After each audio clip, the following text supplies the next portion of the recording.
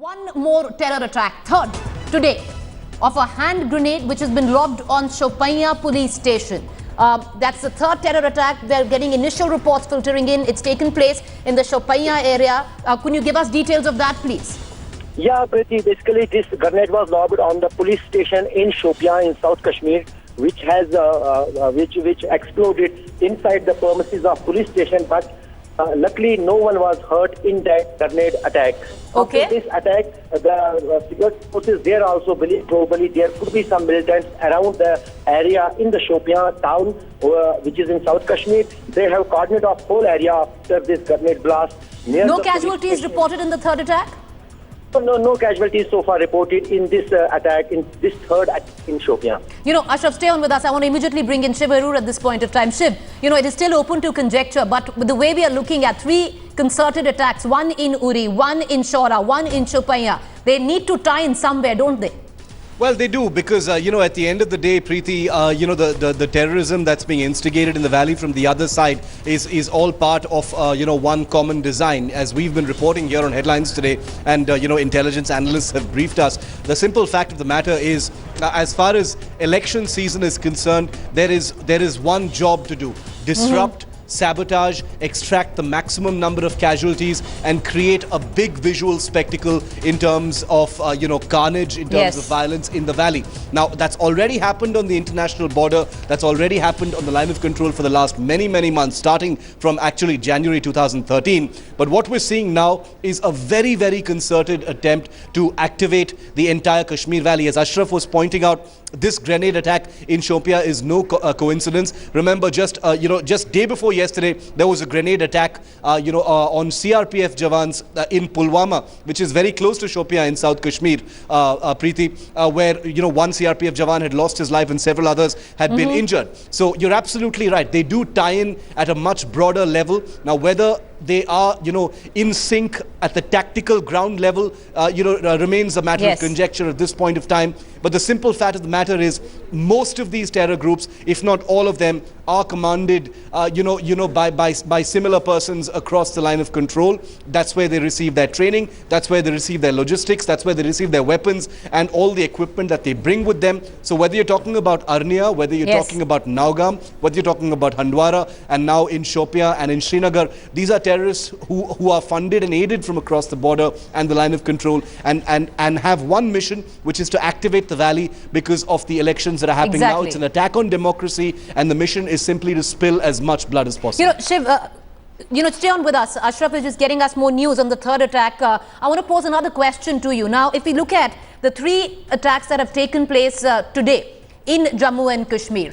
if we look at the suicide attack in Uri, if we look at, the grenade being lobbed in Shopian, and if we look at the guerrilla-style attack in Shora, that is what Ashraf was pointing out. It does smack of desperation at a level, because we've seen, unprecedented turnout this election, and once again, the next phase kicking in on the 9th. Good point, Preeti. It's undoubtedly part of, why you're seeing such a relentless series of attacks. The message from the very healthy electoral turnout is something that, these terror groups and Pakistan at a political level, resents very much. They deeply resent what's happening in Jammu and Kashmir, even in places like Handwara, in places like, in the Kupwara district, Preeti, where, boycott calls in the past have always been very effective. Even there, you've seen, very high percentages of voter turnout. So the message is pretty simple. There's a resurgence in the valley. There's perhaps a need for, for change, to move on, to believe in the electoral process. So, given all of that, that's not healthy for, the terrorists coming in. And therefore, even in winter, when infiltrations actually do wind down as a result of the, extremely bad weather, large snowfall in the border areas and the line of control, it's difficult to send in terrorists.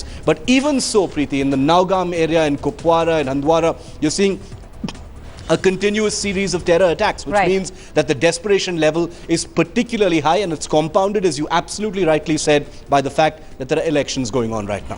Stay on with us, Shiv. We're getting another set of breaking news. We're also going to cut across to Ashwini. The latest breaking news that we're getting in is that army operations have in fact ended at the Mahura camp in Uri. A total of 15 casualties have been reported confirmed right now. 7 army men, including a rank of a lieutenant colonel officer along with 3 policemen have been martyred. 5 militants have been killed so far.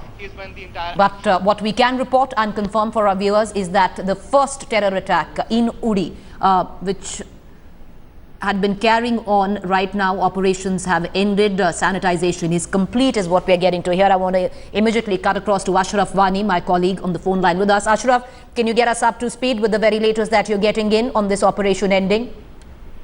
Yeah, Priti, basically this operation in the Uri is over now. There was some kind of search operation going on and that has been now closed.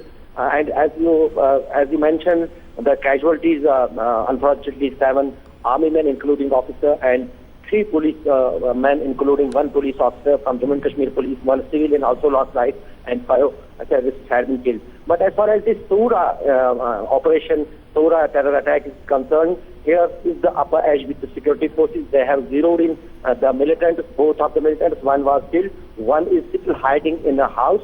And that is, I'm currently at the right at spot, and that house has been cordoned off by the security. Very quickly, if you can, Ashraf, tell us, earlier on there were indications that there were 6 terrorists at the Uri camp. 5 have been shot dead. Can you give us details on that? Probably there might be. Basically, if you will go through the terrain of the Uri army camp in Mohur, that is on the banks of the River Jhelum. River Jhelum is the route which some sources in the army are saying to us that probably that route was used by these terrorists to enter into the Mohur army camp, which is basically the installation of the artillery there. And then one terrorist might have escaped. So there are indications that 1 terrorist might have escaped. Continuous coverage on the story. Gentlemen, Ashraf Wani and our deputy editor Shivaru, do stay with us. We're going to come right back to this extensive news coverage. 3 attacks reported from Jammu and Kashmir. 1 in Uri, 1 in Shora, which is still continuing, and the other where a grenade was lobbed in Shopian. We will get our viewers the latest updates coming in. Stepping into a quick break, back with the latest. Stay with us.